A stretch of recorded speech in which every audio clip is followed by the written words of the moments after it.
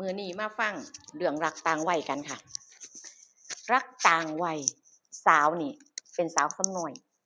อายุแค่20กว่าปีเองเด้แต่ว่าหนุ่มก็จะเป็นหนุ่มอายุเกือบ60กว่าเอออายุหลายกว่ากันรุ่นหลานเหลนเนาะแต่ว่าเพิ่นก็ฮักเพิ่นเกิดความฮักเกิดความใคร่เจอครั้งแรกตกหลุมรักเลยก็เป็นคนที่เป็นลูกของคนที่รู้จักดีเออเป็นเพื่อนรุ่นกับพ่อแม่เขาแต่ว่าเราฮักเราเป็นคนที่มีสมบัติมีเงินมีทองหลายอยู่พอสมควรอืมบัดนี้ทางญาติผู้ใหญ่ทั้งพ่อแม่นี่ว่าถ้าฮักลูกข้อยก็ต้องยกสมบัติให้เป็นบางส่วนเดะถ้าเกิดว่าบ่เห็นยกหยังให้นี่ก็บ่ให้แต่งอันนี้คือฝ่ายพ่อแม่นี่ก็สิสนิทสนมกันพอสมควรก็สิว่าเพื่อนได้ทีเดียวนะทีนี้เลาก็มีทางเลือกเพราะเรามักเนาะเลาก็ตกลงตกลงยกบ้านยกที่ดินให้ถ้าเกิดว่าเลาบ่มีเมียใหม่เนี่ยชีวิตเราก็บ่ลำบากซะเว้าง่ายๆบัดนี้เลาก็ว่าโอ๊ยอายุมากแล้วจักสิเก็บไว้หยังลูกหลานก็บ่มีเลาเป็นคนแบบว่าโตคนเดียวน่ะนะบ่มีลูกมีหลานพี่น้องเขาก็ครอบครัวเขาก็คือหมายถึงว่าเขาก็พอโตบ่ได้ลำบากคิดว่าสิมาบ่คิดว่าบ่มีไผมาพึ่งพาสมบัติในตรงนี้แน่นอนเลาก็เลยตกลงเออในมื้อเซ็นมื้อในมื้อแต่งพร้อมกับเซ็นสัญญาหมายถึงว่ายกสมบัติให้เลยจังซี้แหมเพื่อเป็นหลักฐานเพื่อเป็นสินสอดพ่อแม่เขานั่นมองว่าเพื่อเป็นสินสอดในวันแต่งเพราะว่าลูกเขายังน้อยเพราะว่าลูกเขายังน้อยผู้สาวเดะนี่มันก็ต้องมูลค่ามากอยู่แล้วอืมแล้วบัดนี้ก็ตกลงปลงใจกันแต่งกันเป็นที่เรียบร้อยเราก็ยกให้เบิดสิ่งที่เรามีแต่ว่าเราก็มีอ่าเก็บไว้อยู่เป็นเงินสดซึ่งบ่เคยบอกไผบ่เคยบอกผู้เป็นเมียเราก็คิดว่าป้องกันเทื่อว่าเขาบ่จริงใจนำจังซี้นะก็สิบ่ได้ลำบากแรงแต่ว่า80%คือเราเราพร้อมที่จะประเคนให้นะเว้าง่ายๆขอให้ว่าขอให้ได้ด้วยความที่ว่าเรารักบางคนก็สิว่าโอ้รักอิหยังสิขนาดนั้นสิมื้อหน้ามืดตามัวแบบยกให้ทั้งหมดโดยที่บ่ลงเรือให้เจ้าของจังซี้ข้อยสิว่าจังซี้เด้อพี่น้องความรักบางตานี่มันสามารถเฮ็ดได้ทุกอย่างเดะมันสามารถเฮ็ดได้ทุกอย่างมันสามารถแบบว่ากำหนดกฎเกณฑ์ชีวิตของคนคนหนึ่งได้เลยอันนี้สำหรับคนที่รักบางตารักเขาแบบหัวปักหัวปั๊มล่ะ เออบางคนนี่เสียผู้เสียคนพร้อมก็มีเดะก็คิดว่า FC หลายๆคนก็สิเคยเห็นอยู่หรอกเนาะแล้วบัดทีนี้ก็ใช้ชีวิตอยู่นำกันใช้ชีวิตอยู่นำกันในช่วงเวลาปีแรกนี่ทุกอย่างมันก็ดูโอเคนะดูไปได้ส่วนเมียนี่ก็เอ่อนิสัยถือว่าดีแต่พอเข้าช่วงปีที่2ปีที่2นี่คือว่าเมียนี่ก็จะเที่ยวไปหาพ่อแม่บ่อยๆเที่ยวไปแล้วบาดนี้พ่อแม่นั่นก็ทำนองว่ายุแย่ให้ลูกมีความคิดเอ่อมีความคิดแตกต่างมีความคิดที่แบบว่าบ่ควรจังซี้นะว่าผัวเฒ่าเป็นจั่งใดในเมื่อได้อิหยังก็ได้มาเบิดแล้วจังซี้คันอยู่แล้วบ่มีความสุขก็เลิกหาใหม่ผู้เป็นแม่เดะฝ่ายพ่อแม่เดะเว้าแบบนี้เพราะว่าเหตุผลที่สิเว้านี่ลูกนี่ก็ว่าเออคือแบบว่าไปเว้าถึงความรู้สึกกับแม่นะว่าผัวเนี่ยเป็นแบบนี้คือว่าเพิ่นอายุหลายเนี่ยตั้งแต่แต่งกันมาหลังจาก4-5เดือนหลังนี่เพิ่นสิแบบว่าจั่งใดอะคือแบบว่าบ่ค่อยได้มีความสุขกันบ่ค่อยได้มีความสัมพันธ์แบบว่าเหินห่างในความเป็นของในความที่สิ่งที่ควรจะเป็นของผัวเมียแล้วบัดนี้คือเขายังหนุ่มน้อยจังซี้นะ เขาก็เลยแบบหงุดหงิดอ่ะอยู่แล้วแบบมันจังไดแบบอารมณ์บางครั้งบางทีมันบ่สุดไประบายกับแม่เพราะว่าผู้หญิงก็สิพูดคุยหรือว่าระบายพูดถึงความรู้สึกเปิดใจคุยจังซี่ได้ง่ายกว่าแม่ก็เลยว่าฮู้สิไปสนใจหยังล่ะถ้าเกิดว่าผัวเป็นแบบนี้ถ้าเกิดว่ามันอยู่แล้วมันบ่มีความสุขก็เลิกหาใหม่ คือในการที่แบบว่าแนะนำในทางที่มันบ่ถูกบ่ควรเนาะหมู่เจ้าว่าบ่เออถ้าสิมองว่ามันบ่เหมาะสมแล้วพ่อแม่บ่ควรที่จะแนะแนวทางที่มันบ่เหมาะสมให้จังซี้นะมันควรจะเป็นแบบนี้บ่ว่าอดเอาเพราะว่าเฮาเลือกแล้วพอแต่งกันแล้วก็ต้องดูแลกันเบิ่งแย่งกันรักแพงกันจังซี้เบิ่งแย่งเลาเพราะว่าเราก็รักแล้วก็มอบ สิ่งที่แบบว่าเอ่อสมบัติเงินทองบางส่วนให้จนหมดแล้วจังซี้นะควรจะตอบแทนน้ำใจเราจังซี้นะแต่ว่ามันบ่แม่นแบบนั้นผู้เป็นแม่ก็ว่าถ้าอยู่บ่ได้ก็เลิกไปหาผู้ใหม่บ่อึดผู้ชายน่ะสิหาเอาดีปานใดก็ได้เออสิหาหนุ่มปานใดก็ได้เจ้าของยังหนุ่มยังน้อยอยู่ก็ว่าจังซี้นะบัดนี้พอลูกได้ฟังแบบนี้แล้ว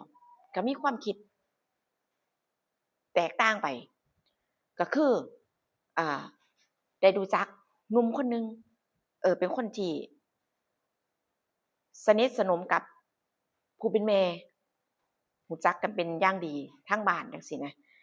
ก็รู้จักก็คือหมายถึงว่าทำความรู้จักกันสนิทสนมกันมากขึ้นแล้วก็เอ่อแอบไปหามาสู่กันเรื่อยบางครั้งบางทีก็หมายถึงว่าคนรู้จักกันเพื่อนประมาณนี้เพราะว่ารุ่นๆเดียวกันเด้เป็นหนุ่มรุ่นๆเดียวกันผัวนี่ก็บ่รู้แต่ความเป็นจริงผัวก็สิมีความแบบว่าก็สิหึงเพราะว่าได้เมียเด็กเนาะแล้วบัดนี้พอได้ไปหากันบ่อยได้นัดเจอกันแล้วก็มีความแบบนึกชอบเออนึกชอบถูกชะตาถูกใจก็คือว่าน่ะเนาะเขาเป็นวัยรุ่นแม่นบ่แล้วไปละบาดนี้พอนานวันจังซี้เนาะเพิ่นก็มีความแบบว่ามีความสัมพันธ์กันเดะแอบไปหากันแอบไปนัดเจอจังซี้ผัวบ่รู้ มันก็เริ่มถลำลึกเพราะว่าคือผัวนี่อายุหลายแล้วแม่นบ่เออความหวานชื่นมันก็บ่ค่อยเท่าใดความตื่นเต้นเอ่อมันก็น้อยมันก็แตกต่างกับวัยรุ่นเดียวกันเว้าง่ายๆเพิ่นก็เลยพอมีความสัมพันธ์กันก็มีเลยแบบความแบบว่ามักเขาแรงจังซี้นะมักเขาแรงก็มาพลิดพลาดผู้บ่อยู่บ้านพลิดพลาดหาเรื่องทะเลาะได้ทุกวัน เฮ็ดนั่นก็ผิดเฮ็ดนี่ก็ผิดผัวนี่ก็สังเกตว่าเมียนี่เริ่มเปลี่ยนเมียเริ่มเปลี่ยนเมียต่างไปหลายตั้งแต่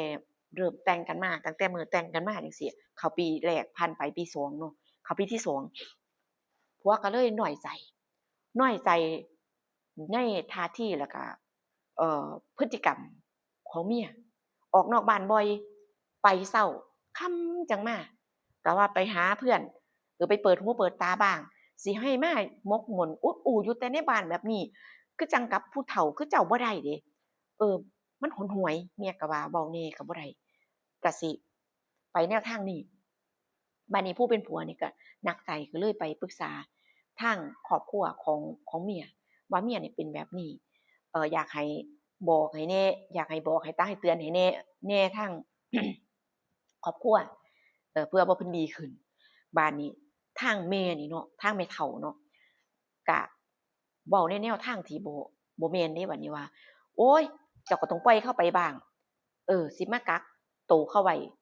สิมาเป็นเจ้าชีวิตเขาบ่ได้เดะเขาเป็นเมียก็จริงให้เขาไปมีความเป็นอิสระไปหาเพื่อนเขายังหนุ่มยังน้อยอยู่อย่าไปคิดหยังหลายจั่งใดก็แต่งกันไปแล้วเขาก็คงสิบ่คิดในแนวทางที่บ่ถือบ่ควรดอกอย่าคิดมากก็ว่าผัวนี่เฒ่าแล้วเลาอาจจะคิดมากประมาณนี้ว่าเพราะว่าเขาวัยรุ่นแม่นบ่เขาก็ต้องออกไปเปิดหูเปิดตาเลาว่านะความหมายแม่เฒ่าก็บ่เข้าข้างเดะบัดนี้ท่าทางบ่ดีเลาหนักใจเนาะผัวนี่หนักใจกลับมาบ้านสิเฮ็ดจั่งใดแล้วบัดนี้ก็คนที่รู้จักกันดีเนี่ยก็มากระซิบกระซาบว่านี่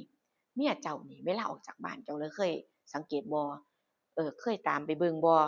ข้อยเห็นว่าไปนั่งอ่าร่วมวงกับผู้ชายบางเทื่อก็3-4คนบางเทื่อก็ซ้อนท้ายไปกับเอ่อผู้ชายคนหนึ่งรุ่นเดียวกันเดะเห็นบ่อยขนาดแล้วบางครั้งบางทีนี่กอดเอวกันไปพร้อมเบิ่งแล้วมันบ่แม่นเดะเจ้าต้องระมัดระวังเดะเขาแฮ่งยังหนุ่มยังน้อยอยู่เดี๋ยวสิถูกสวมเขาบ่รู้โตเด้อเขาก็ว่าบัดทีนี้พอเมียเราออกจากบ้านในวันนั้นเนาะ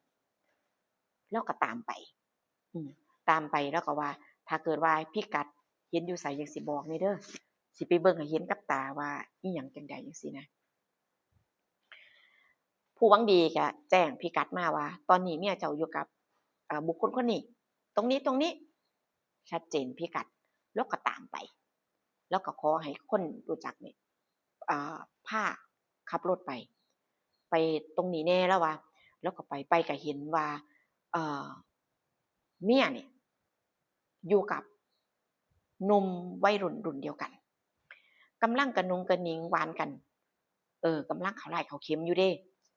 บัดนี้ผัวก็ไปแสดงตัวเนาะไปแสดงตัวไปเอาตัวกลับมาว่าเป็นหยังคือเฮ็ดแบบนี้ตกหวังมีผัวแล้วมีครอบครัวแล้วอันนี้ก็ฮู้ว่าเขามีผัวแล้วเป็นหยังจังมายุ่งมาวุ่นมาวายเลาก็หมายถึงว่าด้วยความรักเนาะเลาก็หึงก็หวงจังซี้นะแล้วก็ว่าแล้วก็ร้ายก็ว่าผู้ชายคนนั้นแล้วบัดนี้คือวัยรุ่นใจร้อนน่ะก็ย้อนกลับมาว่า ผมบ่ได้ไปเอาผมบ่ได้เอาไปเอาตัวมาเดะผมบ่ได้ไปเอ่อถึงบ้านถึงเรือนเขามาหาผมสิมาโทษผมบ่ได้เดะแสดงว่าเขารักผมเขาเห็นผมดีกว่าเขาจังมาอ้าวฝ่ายหนุ่มก็ว่าจังซี้แล้วฝ่ายเมียก็บ่ได้ปกป้องเนาะแล้วย้านมันมีปัญหาจังซี้เมียก็เลยว่ากลับบ้านไปคุยกันอยู่บ้านย้านว่าทะเลาะกันย้านมีปัญหากันใหญ่จังซี้นะกลับมาบ้านเมียนี่แทนที่สิรู้สึกผิด แทนที่สิแบบว่าเอ่อสำนึกผิดในสิ่งที่ตัวเองเฮ็ดขอโทษแต่ว่ามันบ่แม่นเดะมันบ่แม่นแบบนั้นอืมมาฮอดก็มาทะเลาะกันทะเลาะกันเสียงดังโวยวายว่าผัวนี่บ่ไว้หน้าผัวนี่บ่ให้เกียรติบ่ให้เกียรติอยู่กับเพื่อนเป็นหยังคือจะต้องแบบว่าเอ่อคือหมายถึงว่าผัวนี่ผิดลักษณะนี้ คือเมียก็บอกว่าถ้าบ่พอใจอยู่กันบ่ได้ก็ต่างคนต่างไปเลิกบ่เอาแล้วชีวิตแบบนี้บ่เอาแล้วยิ่งอยู่ยิ่งน่าเบื่อไปไสมาไสก็บ่ได้ว่าผัวนี่ห้ามกลายเป็นว่าผัวเป็นคนผิดหอบกระเป๋าเสื้อผ้าออกจากบ้านแต่ว่าความเป็นจริงบ้านเนี่ยมันก็เป็นบ้านของผัวที่ยกให้เพิ่นเด้คิดบ่ทันจังซี้นะก็ออกจากบ้านไปฮอดแม่ก็ว่าเป็นบ้าซั้นบ่แม่ก็มีความคิดใหม่เป็นบ้าซั้นบ้านนั้นมันก็เป็นบ้านเจ้าของชื่อเจ้าของเขาโอนให้เขายกให้เบิดแล้วหนีมาหยังกลับไปถิ้มสมบัติมาหยังถ้าสิไปก็ต้องเป็นคนอื่นบ่แม่นเจ้าของความหมายคือว่าจะต้องเป็นผัวบ่แม่นเจ้าของเพราะเป็นบ้านเจ้าของเขายกให้แล้วจังซี้นะเออแม่ก็ว่าไปอีกแบบนี้บัดนี้ เรื่องใหม่ผัวก็ว่าง้อเนาะผัวก็ตามให้กลับคืนผ่านไป2-3วันผัวก็ไปตามเอากลับคืนมาว่าคือกลายเป็นคนผิดอะขอโทษจั่งซี้เนาะก็ว่าสิบ่ให้มันเกิดเรื่องแบบราวแบบนี้ขึ้นอีกทั้งๆที่เมียผิดเดะคือด้วยความที่เรารักบัดนี้เมียก็มีจุดประสงค์ใหม่เนาะว่าบ้านก็บ้านของเรานี่หว่าได้โอกาสแล้วก็กลับมาอืมกลับมาบ้านกลับมาเพื่อจะสิมาเอาบ้านหลังนี้กลับมาอยู่ก็เป็นคือเก่าอีกผัวก็ตามอีกก็กับผู้ชายคนเก่านี่แหละบัดนี้มารับเอาอยู่เรือนเดะก็สิเป็นเรื่องใหญ่ผู้ชายคนเนี้ยมารับเอาอยู่บ้านมารับเอาไปไปหากันไปอยู่นำกันจังซี้ล่ะเบิดมื้อจนค่ำบัดนี้ผัวก็ไปตามเอาอยู่บ้านหลังเก่าอีกเหตุการณ์เดิมเกิดขึ้นคือเก่ามาฮอดบัดนี้เมียก็โวยวาย จังหวะขัดความสุขว่าคันรับบ่ได้ก็ให้ออกหนีจากบ้านนี่ให้หนีไปอยู่ไสก็ไปไล่ผัวหนีทะเลาะกันแบบอย่างรุนแรงเนาะผัวกลับไปครั้งนี้มันบ่แค่ว่าไปเห็นเขากอดเขาหอมกันซื่อๆแต่ว่าเห็นเขานอนอยู่นำกันเราก็ได้เสียใจแรงจังซี้นะว่าเป็นหยังคือเฮ็ดแบบนี้ทั้งๆที่เรารักเราทุ่มเททุกอย่างมันหนักกว่าเก่าบัดนี้ถูกกลับมานี่บัดนี้เมียบ่หนีเด้บัดนี้เมียไล่หนีเมียได้หนีคือด้วยความเสียใจแล้วนะเราก็หอบเสื้อผ้าหนีคือว่าไปเห็นจะๆคาตาเนาะว่าเขานอนอยู่นำกันจังซี้คือเมียว่าบ่อยากอยู่แล้วกับผัวเนี่ยบ่มีความสุขอยู่นอนนำกันก็บ่พอ5นาทีบ่ทันอิหยังมันน่าเบื่ออยู่บ่ได้ทนบ่ไหวก็เลยเลิกถ้ารับได้ก็อยู่ไปเมียนี่บ่เลิกบ่ตัดขาดกับผู้ชายคนใหม่แต่ถ้ารับบ่ได้ก็ไปคือหมายถึงว่าเมียนี่จะอยู่แบบนี้ล่ะถ้าผัวเอ่อบ่ห้ามถ้าผัวรับได้ก็อยู่ไปถ้าอยู่บ่ได้เจ้าก็หนีจากบ้านข้อยไปเพราะบ้านหลังเนี้ยเป็นบ้านข้อยอ้าวผัวยกให้แล้วเด้เซ็นให้ขาดสิทธิ์ทุกอย่างแล้วเด้บ้านแล้วก็มีที่ดินประมาณ10กว่าไร่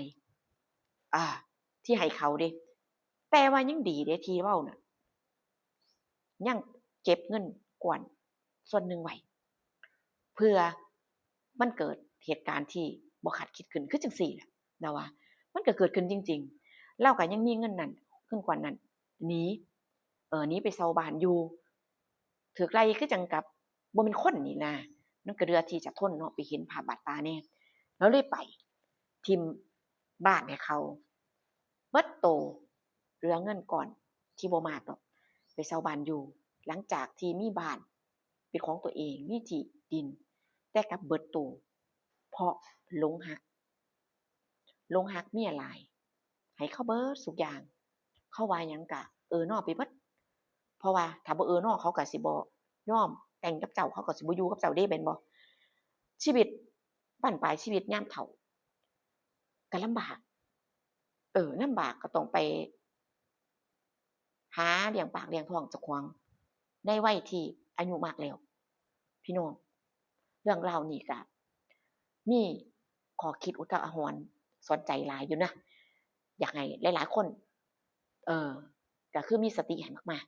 ๆแต่บ่แม่นทุกคนที่มีความรักแล้วสิเจอปัญหาแบบนี้มันก็น้อยบางคนเพิ่นก็รักก็แพงกันอยู่นำกันอย่างมีความสุขจนดูแลจนบั้นปลายชีวิตข้อยก็เห็นอยู่แต่ว่าคือว่านั่นล่ะบางคู่บ่สมหวังบางคู่ก็บ่เป็นอย่างที่คิดจุดจบบ่ค่อยดีอาจจะมีจุดจบแบบนี้ก็ให้ระมัดระวังไว้ในความรักเนาะ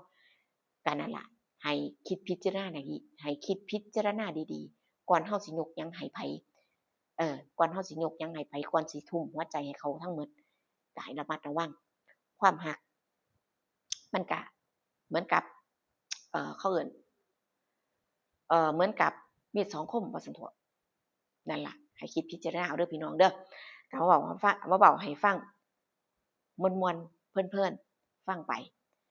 เจอกันคลิปหน้าดูว่าผู้สิมีเรื่องเล่าหยังมาเล่าให้ฟังอีกส่วนคลิปนี้ไปแล้วนะคะสวัสดีค่ะ